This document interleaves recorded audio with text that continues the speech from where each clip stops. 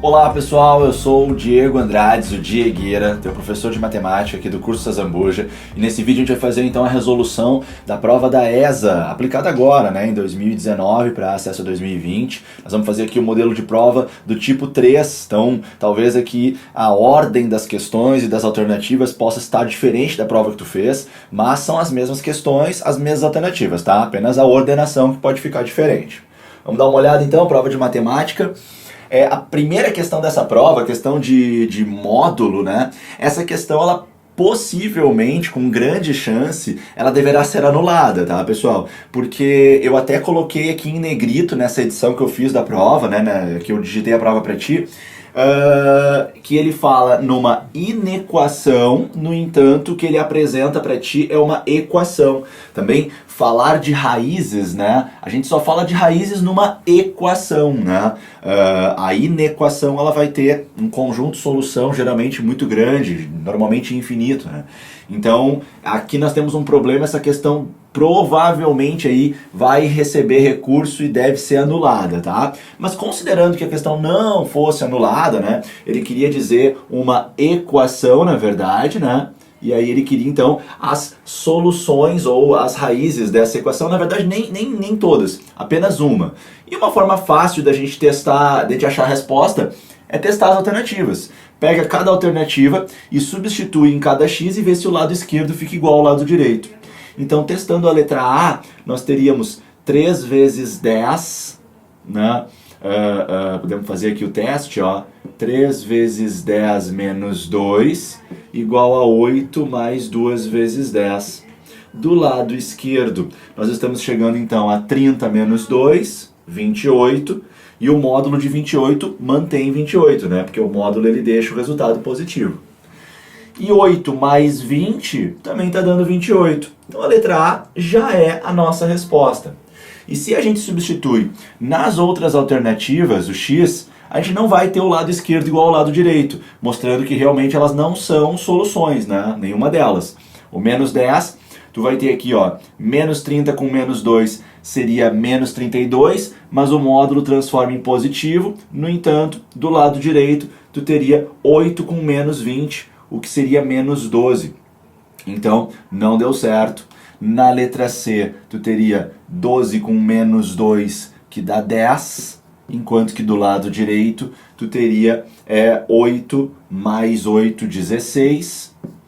Na letra D, tu teria menos 2 em barras de módulo, que vira 2. E do lado de cá, tu teria 8, não faz sentido. E finalmente, na letra E, tu terias menos 12 com menos 2, menos 14. O módulo torna positivo. E 2 vezes menos 4 é menos 8. Com mais 8 dá 0. Portanto, não é igual também. Então, por verificação, tá? Mas acredito que essa questão aí deverá ser anulada. Bom, próxima questão da tua correção.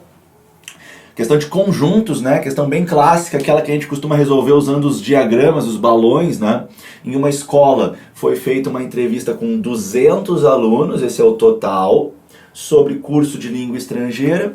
110 responderam que frequentam o curso de inglês. E aí o detalhe importante, pessoal, 28 frequentam somente o curso de espanhol. E 20 frequentam ambos os cursos, e a pergunta é qual é a probabilidade de um desses alunos não frequentar nenhum desses dois cursos. Primeiro vamos descobrir quantos alunos estão em cada situação aqui, E aí ajuda muito a gente fazer o diagrama aquele de Venn, Aqui eu vou colocar então os alunos que frequentam o curso de inglês e aqui os alunos que frequentam o curso de espanhol. Esse 28 é o grande vilão aqui, Tem que estar ligado nisso.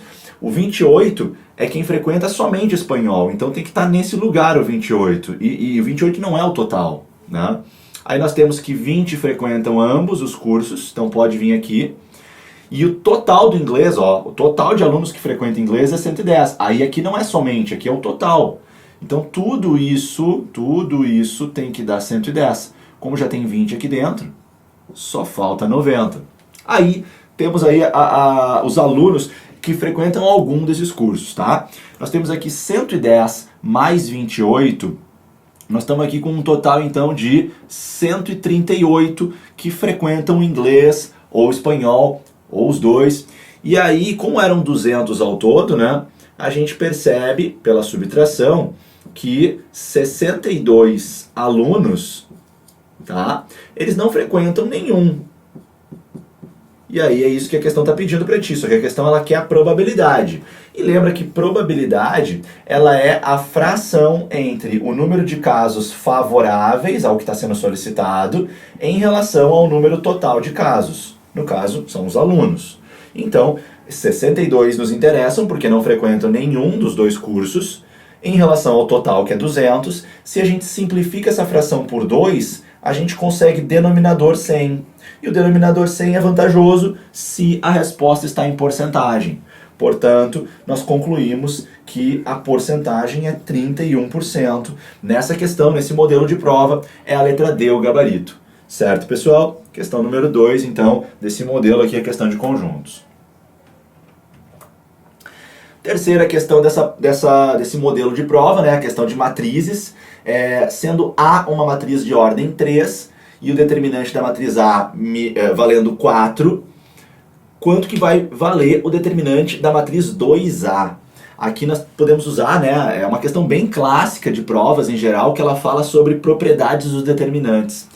E aí é muito importante cuidar que se a matriz é uma matriz de ordem 3, né, e se a gente está falando de determinante, ela tem que ser uma matriz quadrada, necessariamente, então a gente está falando de uma matriz 3 por 3, ela tem 3 linhas e 3 colunas, essa é a matriz A. Os elementos que estão lá dentro não vêm ao caso, tá bom? Não interessa. No entanto, eu tenho certeza que o determinante ele vai dar 4. Muito bem. Ela tem 3 linhas e, é claro, 3 colunas. Eu vou focar nas linhas. E a gente tem uma propriedade dos determinantes muito cobrada em prova, que diz que se tu pega uma fila inteira de uma matriz, e uma fila significa uma linha ou uma coluna, eu vou trabalhar com linhas, mas tanto faz, poderia escolher uma ou outra. Mas se eu pego uma fila de uma matriz e altero ela, multiplicando toda ela por um número, o determinante também sofre esse efeito, esse mesmo efeito. Então toma cuidado, se uma linha da matriz fosse multiplicada por 2, o determinante também ficaria multiplicado por 2, a tua resposta seria 8. Mas isso aí é pegadinha, é armadilha. Porque na verdade, o que vai ser a matriz 2A? A matriz 2A é a matriz em que todos os elementos dela são multiplicados por 2, todos, não só os da primeira linha. Então toda a primeira linha fica multiplicada por 2, mas também toda a segunda linha fica multiplicada por 2 e também toda a terceira. Já que, insisto, 2A significa multiplicar toda a matriz por 2. Voltando na propriedade, cada linha multiplicada por 2 impacta no determinante. Isso significa que o determinante da matriz 2A, o que vai acontecer com ele? Ele vai ser o determinante original da matriz A, multiplicado por 2, por 2 e por 2. Por que, professor? Por que tem que multiplicar por 2 3 vezes? Porque em cada linha nós aplicamos esse impacto. E é a cada linha que a gente observa o impacto do determinante. Então, nós temos por essa propriedade estudada nas nossas aulas aqui do curso da Zambuja, que o determinante original ficará multiplicado por 8 e, portanto, o novo determinante acaba sendo 4 vezes 8, 32. Sendo assim, a nossa resposta nessa prova, nessa questão, é a letra C. Enfim, a resposta da questão de matrizes é 32. Tá certo? Assim a gente avança para a próxima questão. Agora temos uma questão de complexos aqui, depois tem uma outra questão também que mistura polinômio com complexo. Essa é uma questão, né, bem específica de números complexos. Ela te apresenta um número complexo que está escrito em forma de divisão. Ele tem i no denominador, então isso significa que ele precisa ser, né, trabalhado, a gente precisa fazer o processo de racionalização do denominador. E na verdade o que a gente quer aqui é descobrir qual é o valor da letra A, do número A, para que esse número seja imaginário puro. O que é um número imaginário puro? Um número imaginário puro é um número em que a parte real é 0 e a parte imaginária não é 0. Mas para a gente poder enxergar isso, a gente precisa trabalhar nesse número imaginário para que a gente possa realmente visualizar a parte real e a parte imaginária. Pois bem, Então a gente vai começar fazendo o processo de racionalização, que consiste em copiar o denominador que carrega a letra I, mas modificar ele minimamente. Basicamente o que a gente faz é mudar o sinal da parte imaginária, que é o que a gente chama de conjugado. E faz multiplicação em cima e multiplicação embaixo. Na parte de cima, tu vai fazer uma distributiva. Tu vai ter 5 vezes A da primeira multiplicação, tu vai ter 5 vezes 2i, tu vais ter I vezes A, e tu vais ter I vezes 2i, lembrando que isso vai dar 2i ao quadrado, e por favor, tenta não te esquecer, né, que i ao quadrado é menos 1, é a base dessa teoria.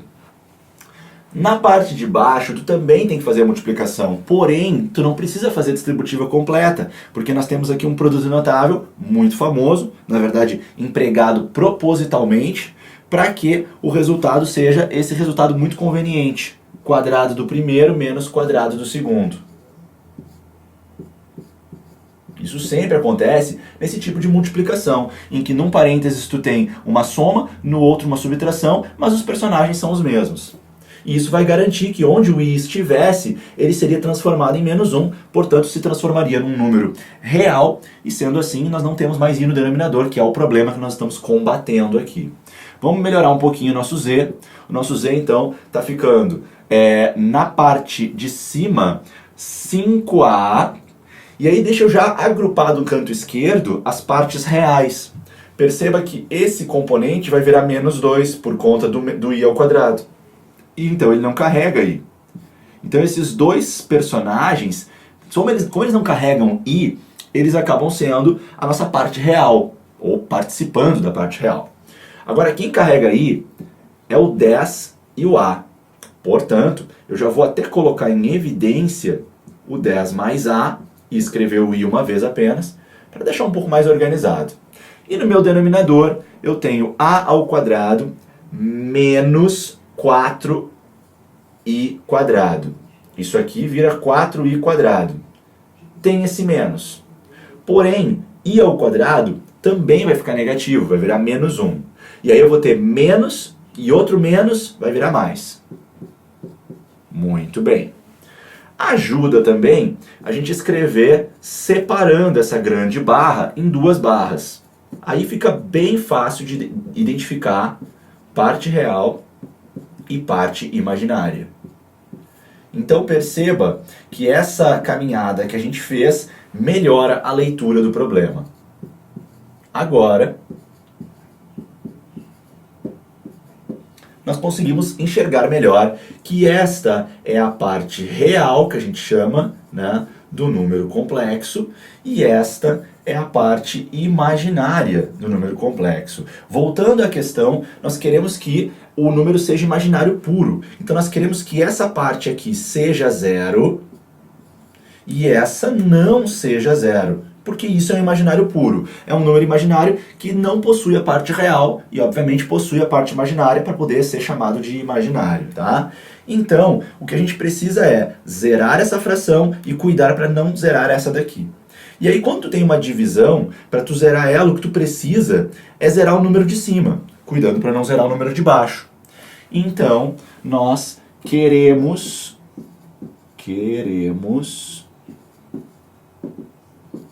5a menos 2 dividido por a ao quadrado mais 4 igual a zero.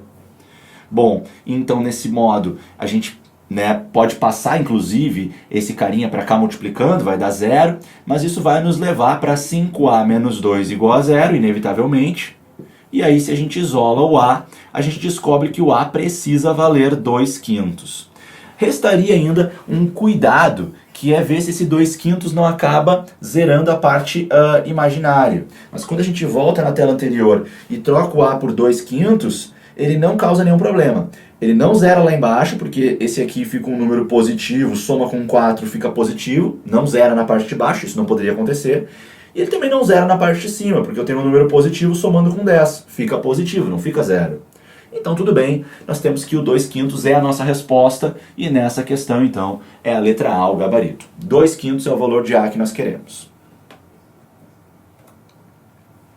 Próxima questão As medidas em centímetros dos lados de um triângulo são expressas por x mais 1, 2x e x ao quadrado menos 5.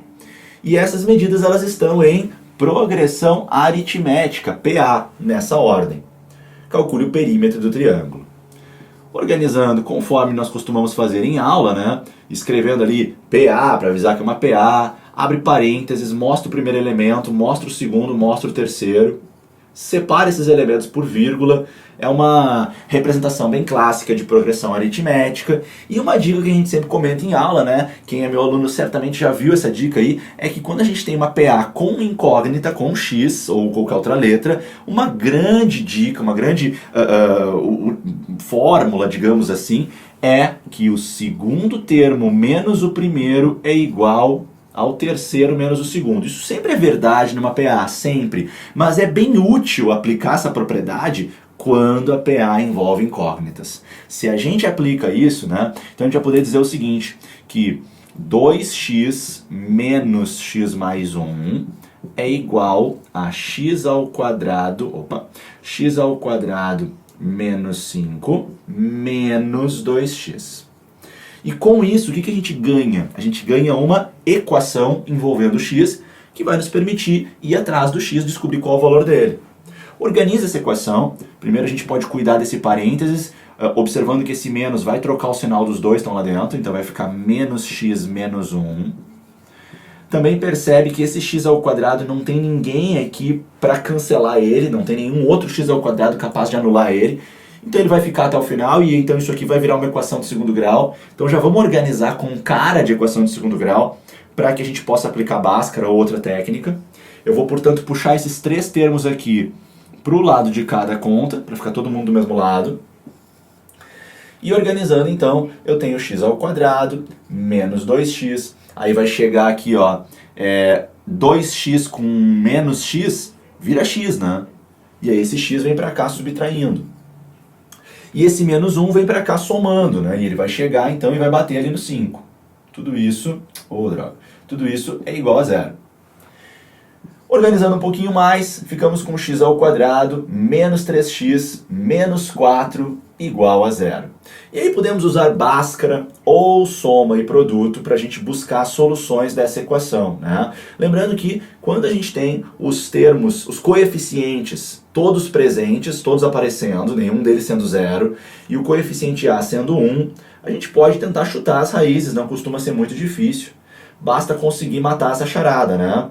Quais são os números que eu multiplico e dão o C, e os mesmos números, quando eu somo, tem que dar o B com o sinal trocado. Aqui, a solução do nosso problema, as soluções são 4 e menos 1. Seriam as mesmas respostas que tu irias obter fazendo Bhaskara. Portanto, observa que tanto x pode ser 4 quanto pode ser menos 1, porém, como falamos de lados de um triângulo, o x não vai poder ser menos 1. Caso contrário, esse lado seria zero, esse lado seria negativo, e até mesmo esse aqui ficaria negativo, isso não faz nenhum sentido. Portanto, a nossa única resposta é que o x tem que ser 4. E toma cuidado que a pergunta não é o valor de x, a pergunta é qual é o perímetro do triângulo, né? Então tem mais um trabalhinho pra gente aí, que é fazer a substituição do x em cada um dos lados do triângulo, para ver como que eles ficam e então somar para chegar no perímetro, né?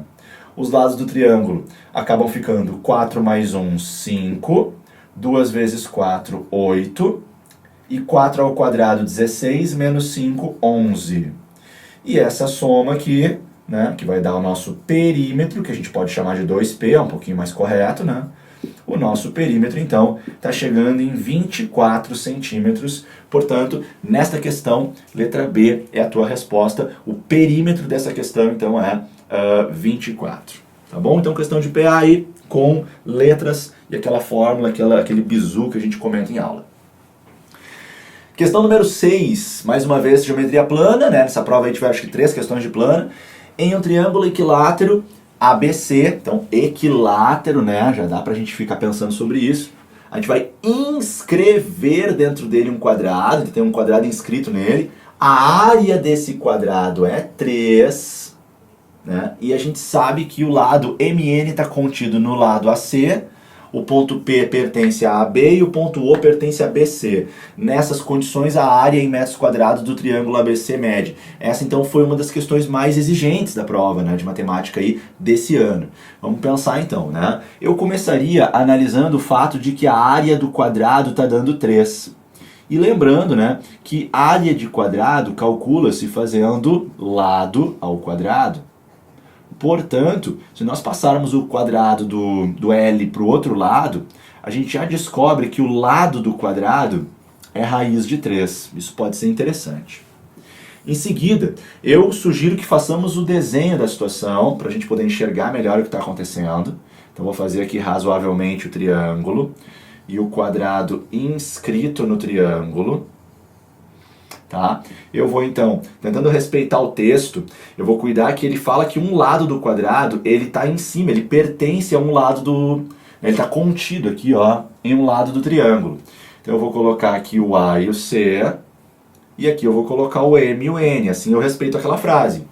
O lado MN do quadrado está contido dentro do lado AC. O ponto P pertence a AB, o meu B tem que estar aqui agora, né, obrigatoriamente, eu já botei o A e o C aqui embaixo, e então o ponto P está aqui, ó. Né? E aí só pode estar aqui o ponto O, o que também faz sentido porque ele avisou que o ponto O pertence a BC. Então o desenho saiu, né? Nós temos aqui um quadrado. Mas eu chamo a tua atenção que, com certeza, esse lado do quadrado ele é paralelo com esse, porque sempre nos quadrados os lados opostos são paralelos. Isso significa que esse pequeno triângulo que nasce aqui em cima, o triângulo PBO, ele vai acabar sendo semelhante ao triângulo ABC. Sempre que a gente tem um triângulo original e a gente faz um corte paralelo a um dos lados do triângulo, então sempre acontece do triângulo pequeno que nasce ser semelhante ao triângulo grande. E aí, para esboçar essa semelhança que eu vou utilizar agora, essa semelhança de triângulos, eu vou fazer o seguinte: eu vou comparar a base do triângulo pequeno com base do triângulo grande e a altura do triângulo pequeno com a altura do triângulo grande. Tenta perceber uma coisa. A base do triângulo pequeno é o lado do quadrado, portanto, raiz de 3. A base do triângulo grande é L. Vamos chamar de L para se referir ao lado do triângulo equilátero. Depois eu posso, então, usar as alturas. Aí eu tenho que a altura do triângulo pequeno, atenção agora, hein? A altura do triângulo pequeno, ela é o quê? Ela é a altura do triângulo equilátero menos a altura do quadrado. A altura do quadrado, por sua vez, é igual ao lado do quadrado. E a altura do triângulo equilátero a gente consegue escrever, vamos lembrar das aulas de geometria plana, a gente sempre frisa bem que essa fórmula é super importante. A altura de triângulo equilátero é lado raiz de 3 sobre 2. Muito bem. Então, eu vou poder dizer que a altura do triângulo pequeno, ela é a altura total de um triângulo equilátero, de lado L, menos aquela parte de baixo que nós não pegamos, que é raiz de 3, que é a alturinha do quadrado. E então eu fiz base do triângulo pequeno sobre base do triângulo grande. Fizemos aqui na primeira fração. Depois, na outra fração, eu fiz a altura do triângulo pequeno. Então agora eu tenho que botar a altura do triângulo grande. Muito bem. A gente já pode simplificar no mesmo lado, eu posso já simplificar esse L, então aqui vai ficar 1, tá? E eu já posso simplificar também aqui, ó, essa raiz de 3 que está aqui e que eu poderia colocar em evidência aqui. Se eu simplifico agora, já fica mais leve os meus cálculos, mas tem que tomar um cuidado que fica muito risco, né? Então deixa eu dar uma limpada. A nossa expressão, então, após as simplificações, ela ficou temporariamente assim, ó. 1 sobre 1, porque acabou simplificando tudo nessa primeira fração. E aqui sobrou um L sobre 2 menos 1. E aqui embaixo sobrou um raiz de 3 sobre 2. Isso é o que sobrou pra gente. Agora, se a gente multiplica cruzado, para encaminhar aqui nessa construção, a gente vai ter que L sobre 2 menos 1 é igual a raiz de 3 sobre 2, certo? Eu vou levar para uma nova tela para a gente continuar essa resolução. Nós vamos achar o lado do nosso triângulo equilátero, tá? Então, nós tínhamos que L sobre 2 menos 1 é igual a raiz de 3 sobre 2. Eu sugiro multiplicar todo mundo por 2, o que seria equivalente a fazer um MMC. Assim, eu vou cancelar aquele 2, eu vou transformar esse 1 em 2, e eu vou cancelar esse outro 2 aqui. E assim, eu estou descobrindo que o lado do meu triângulo equilátero, ele está chegando então em raiz de 3 mais 2. Pronto. Consegui o lado do meu triângulo equilátero e agora eu vou então retomar o objetivo final da questão, que é a área do triângulo equilátero, tá? Do triângulo ABC. Vamos lembrar então também das nossas aulas de geometria plana, de triângulo equilátero, que a área de triângulo equilátero, uma das fórmulas mais importantes, é lado ao quadrado vezes raiz de 3 dividido por 4. Agora a gente consegue então finalizar. O lado então ficou raiz de 3 mais 2. Nós vamos elevar ele ao quadrado, depois multiplicar por raiz de 3 e ver o que dá para fazer com esse denominador. Fazendo o produto notável, nós chegaremos em 3 mais 4 raiz de 3 mais 4. Quadrado do primeiro, duas vezes o primeiro vezes o segundo, quadrado do segundo.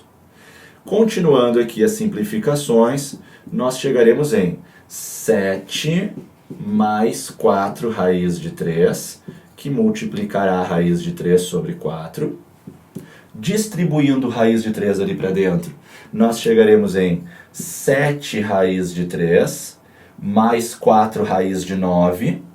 Só que 4 raiz de 9 vai acabar dando 4 vezes 3, que é 12.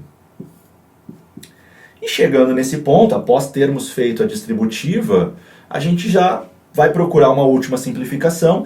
Eu não posso simplificar somente o 12 com o 4, só se eu pudesse simplificar o 7 também, mas o 7 não vai simplificar com 4, e portanto, aqui a gente dá por encerrada a nossa busca, né? Esse vai ser então o número que expressa a área do triângulo equilátero. Então essa questão, acho que foi a questão aí mais exigente da prova, tá? Deixa eu só voltar lá nas alternativas. Nós achamos então 7 raiz de 3 mais 12 sobre 4 e 7 raiz de 3 mais 12 sobre 4. Nesta prova a gente encontra na letra B. Certo, pessoal? Assim a gente encerrou essa questão aqui. Muito bem, sétima questão dessa prova. Uma pequena praça tem o formato triangular e as medidas dos lados desse triângulo são raiz de 37, 4 e 3. Qual é a medida do ângulo que está oposto ao maior lado? Primeiro percebam que a raiz de 37 ela é maior que a raiz de 36 e menor que a raiz de 49. Esse processo é bem legal para a gente ter uma noção do tamanho do número, né? Porque a raiz de 37 não é exata. Então a gente pega raízes que o radicando é menor e maior do que o 37, mas raízes exatas, né? A raiz de 36 é 6 e a raiz de 49 é 7. O que a gente descobre? A gente descobre que o número raiz de 37 é um número que está entre 6 e 7. Vamos apostar aí que está muito mais perto do 6 do que do 7, né? Pela proximidade dos miolos aí das raízes, dos radicandos, né? E é, portanto, o maior número de todos, né? Porque vai ser com certeza maior do que 4 e maior do que 3. Então o esboço do nosso triângulo seria mais ou menos algo assim, ó. Aqui poderia ser o 4, aqui poderia ser o 3 e aqui estaria a raiz de 37. A gente quer descobrir qual é o ângulo, qual é a medida do ângulo que está oposto ao maior lado. Se o maior lado é raiz de 37, é esse o ângulo que a gente quer. E aí esse triângulo não é retângulo, então não utilizemos Pitágoras aqui, não faz sentido, mas a gente pode usar a lei dos cossenos e torcer para que esse ângulo, esse cosseno, caia na tabela. Então a gente vai botar a lei dos cossenos em prática, que diz que o quadrado da raiz de 37 é igual ao quadrado do 4 mais o quadrado do 3, menos 2 vezes 4 vezes 3, e vezes o cosseno do ângulo, que vai ser nossa incógnita num primeiro momento. Então a gente eleva ao quadrado, vai cancelar a raiz, eleva ao quadrado, multiplica esses 3. Toma bastante cuidado, que é bem comum, infelizmente eu vejo os meus alunos cometendo o seguinte engano, né? A gente vai lá e soma o 16 com o 9, e depois faz 25, que deu como resultado, menos 24. Isso está errado. O 24 está multiplicando o cosseno, ele não pode subtrair agora. Então ele não pode fazer essa operação. O que eu posso fazer é mandar o 25 para lá subtraindo, fica 12.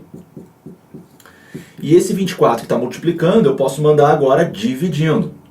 E o 24 dividindo vai negativo, vai ficar menos 12 sobre 24.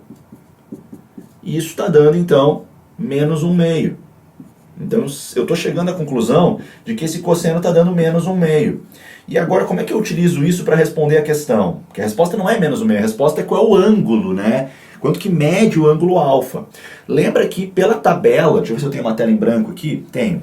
Lembra que pela tabela do seno, cosseno, a gente sabe que o cosseno de 60 graus, ele dá 1 sobre 2. A gente tem que saber esse valor.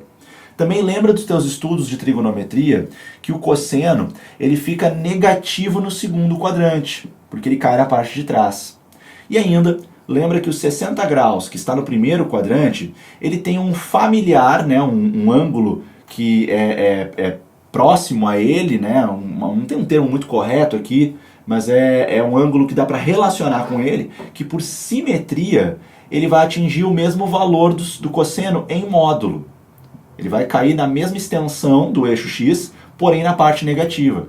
Então, se o cosseno de 60 dá 1/2, o cosseno de 120 graus, porque ele faz um mesmo afastamento aqui, de 60 graus, em relação ao eixo x, o cosseno de 120, isso é o que a gente chama também de redução ao primeiro quadrante, o cosseno de 120 ele vai dar menos 1/2. Perfeito. Se o cosseno de 60 dá 1/2, o cosseno de 120 graus dá menos 1/2, e se nós descobrimos agora há pouco que o cosseno do nosso ângulo é menos 1/2, é porque esse ângulo é 120 graus, letra D, portanto. Próxima questão. O valor que devemos somar ao polinômio tal para que ele admita 2i como raiz, sendo i a unidade imaginária. Antes de mais nada, deixa eu só relembrar uma base contigo dos números imaginários. Tu tens que saber para a tua prova esses 4 resultados, né? Que são as potências básicas de i. 1, i, menos 1 e menos i. Com isso revisado, a minha sugestão para ti é a seguinte, dentre vários jeitos de fazer essa questão, mas eu vou sugerir que tu pegue aqui o 2i, substitua pelo x e veja que resultado que vai dar. Nós gostaríamos que desse 0, né? Porque nós queremos que ele seja uma raiz. Então vamos ver o que vai acontecer. Quando nós substituímos cada x desse polinômio aqui, dessa expressão, né, por 2i, a gente vai precisar fazer potências, né? Então a gente precisa conhecer aquela tabela ali do lado. Vamos ver quanto é que vai dar isso. Então aqui na primeira potenciação, o 2 ao cubo vira 8 e o i ao cubo vira menos i. Na segunda parcela, o 2 ao quadrado vira 4 e o i ao quadrado vira menos 1. Na terceira parcela já posso multiplicar, 16i, e o 15 fica esperando a vez dele. Melhorando ali na frente, essa primeira multiplicação vai dar menos 16i e essa segunda multiplicação vai dar menos 12. Né? E esse 16i que já estava pronto aqui, acaba cancelando com esse outro menos 16i. Nos resta fazer 15 com menos 12, e 15 com menos 12 fica 3. Mas eu gostaria que o resultado da conta fosse 0. Então, quanto que falta nesse polinômio para que ele realmente dê 0 quando eu jogo 2i dentro dele? Falta adicionar um menos 3 nesse polinômio. Se ele tivesse um menos 3 aqui, se eu adicionasse esse número, eu conseguiria o cancelamento, eu chegaria em 0 ao substituir o 2i. Conceito de raiz, número que eu jogo no x e faz a conta da 0. Portanto, é menos 3 a resposta que buscamos, letra D, nesta prova. Questão número 9.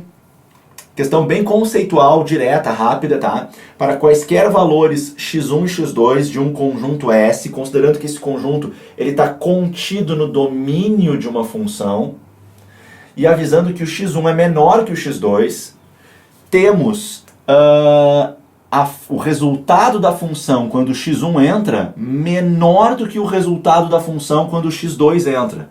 Então ele está dizendo para ti que se tu bota um x na função, ela dá um resultado, se tu bota um x maior, ela dá um resultado maior.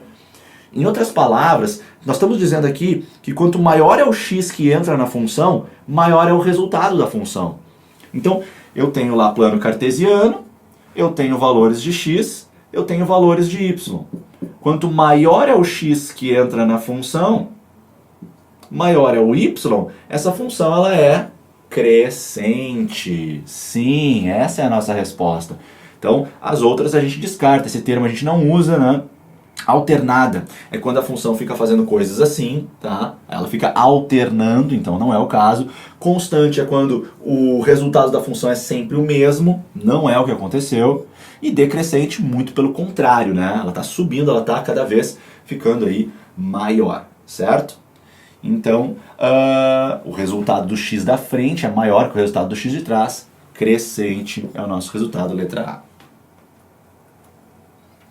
Questão número 10. Um cilindro equilátero. Conceito importante de geometria espacial, mas raro, não é sempre que cai, né? E aí, como a questão trouxe um conceito raro, ela já embutiu no seu enunciado a explicação. Quer ver? Cilindro equilátero é aquele cilindro, né, reto que a altura ela é exatamente o dobro do raio. Ou a altura é igual ao diâmetro. Ou ainda, se nós pegarmos a seção meridiana, que é o corte pelo meio, nós enxergamos um quadrado. São formas de entender o que é um cilindro equilátero. Mas ele explica tudo na questão, porque ele te avisa, né, que a altura é igual ao dobro do raio.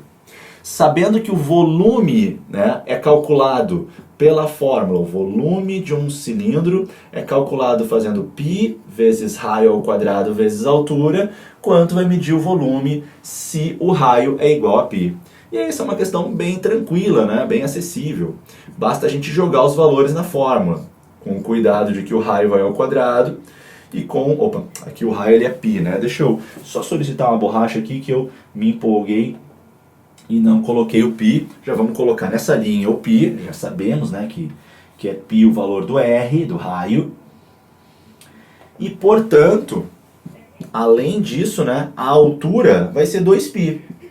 Trabalhando essa expressão, nós temos π vezes π quadrado vezes 2π, nem precisava dessa linha, acredito eu. O 2 vai prevalecer, vai permanecer. E eu tenho 4 π's aí ao todo, né? Então vai ficar 2 vezes π na 4. Questão, então, mais tranquila. E a nossa resposta nessa questão é a letra C, ou 2 vezes π vezes 4, de forma genérica para qualquer prova que tenha aparecido para ti. Questão número 11, questão de análise combinatória, mais especificamente de anagramas, né? Então, um anagrama é uma espécie de jogo de palavras resultando no rearranjo das letras de uma palavra ou expressão para produzir outras palavras ou expressões, utilizando todas as letras originais exatamente uma vez. Mas tu já sabe disso, né? Tu já fez aí as tuas aulas com a gente, tu sabe que anagrama é trocar as letras de uma palavra gerando novos resultados, utilizando todas as letras que nós tínhamos à disposição, porém, não se preocupando que forme uma palavra da língua portuguesa, apenas trocando, né? Só que toma cuidado que o que a gente quer fazer é anagramas com a palavra foxtrot, e essa palavra tem repetições, ela tem 2 Os, né? E ela tem 2 T's. E quando a gente tem letra repetida, a gente tem que cuidar da construção do cálculo. Então, lembra comigo que anagramas, a gente pega a quantidade de letras, aqui nós temos 7, fatorial de 7. Porém, se tem elementos repetidos, 1 fatorial para cada repetição, e esses fatoriais tu vai calcular e depois multiplicar. Fatorial de 7, tu vai fazer uma conta um pouco trabalhosa, né? Ou quem sabe vai armar essa conta e vai simplificar com a parte de baixo. E 2 fatorial é 2 vezes 1, então esse aqui eu já faço direto, tá? Tu poderia, por exemplo, sei lá, simplificar em cima, quem sabe esse 6 com esse 2, quem sabe esse 2 com esse 2, enfim, esse 1 não precisa. Dá para fazer algumas simplificações. Opa, aqui nada a ver, né? E então, faz as multiplicações com o que sobrou e tu vai encontrar como retorno 1260. A ordem que tu vai fazer essas multiplicações ou divisões não vem ao caso, mas é muito importante que tu arme a conta desse modo. Assim tu realmente cuida das repetições, tá bom? Portanto, a resposta dessa questão é 1260, trabalhando essa expressão do jeito que for mais conveniente, que tu preferir trabalhar ela aí. Poderia ter multiplicado todo mundo, depois dividido. Tu teria 5.040 aqui em cima, dividido por 4, que vai dar 1260. Legal? Então, letra A aqui na minha prova, o gabarito dessa questão número 11, a prova tipo 3 que a gente está trabalhando. E a última questão que me resta resolver contigo, né? Não necessariamente a última do teu modelo de prova, mais uma vez, polinômios, mas nesse caso estamos falando de produto das raízes, e produto das raízes tem a ver com relações de Girardi, né? E aí lembra que o produto das raízes por relações de Girardi é uma fórmula que tem uma interpretaçãozinha, porque a gente tem a fórmula sendo mais ou menos termo independente dividido pelo coeficiente líder, pelo coeficiente que está lá na frente, né? Aqui tu tem o coeficiente líder, é o A, e aqui tu tem o termo independente. Mas e esse mais ou menos da fórmula? Como é que ele funciona mesmo, né? Ele funciona assim, ó. Se o grau do polinômio é par, tu vai usar o sinal de mais na fórmula. Mas se o grau do polinômio é ímpar, tu vai usar o sinal de menos na tua fórmula. E o grau do polinômio, para quem não lembra, é o maior expoente de x presente na expressão, quando a expressão está em forma de soma, que é o caso. Então, como o grau aqui é grau 3, a gente percebe facilmente, né, que o maior expoente de x é 3, grau ímpar, portanto, a nossa fórmula vai ser menos termo independente. Então, a nossa fórmula, nesse caso, o produto das 3 raízes fica menos termo independente dividido por A. Sendo assim, o termo independente é menos 10, cuidado, né? Tem o sinal dele e tem o sinal da fórmula. O coeficiente líder, o coeficiente A, é 5, menos menos fica mais, e 10 dividido por 5 fica 2. Então, lembrando das relações de Girardi, isso é uma questão bem fácil, né? Quem conseguiu fazer um estudo legal da matéria polinômios e pegou as dicas aí nossas aí dos professores do curso, sabia que esse era um conteúdo com grande chance de cair, fizemos revisão desse conteúdo, portanto, essa questão deve ter sido fácil para você. E você que aí não estava com a gente, né, veio conhecer aqui o curso da Zambuja, fazer os nossos cursos ou adquirir nossas aulas, para que tenha também essa facilidade de compreensão dessas questões, certo? Fechamos a correção da prova da ESA de 2019, essa última questão resolvida aqui sobre relações de Girardi nos polinômios, está dando 2 como resposta. Nessa questão é a letra C. E eu vou ficando por aqui, até a próxima. Tchau, galera, valeu!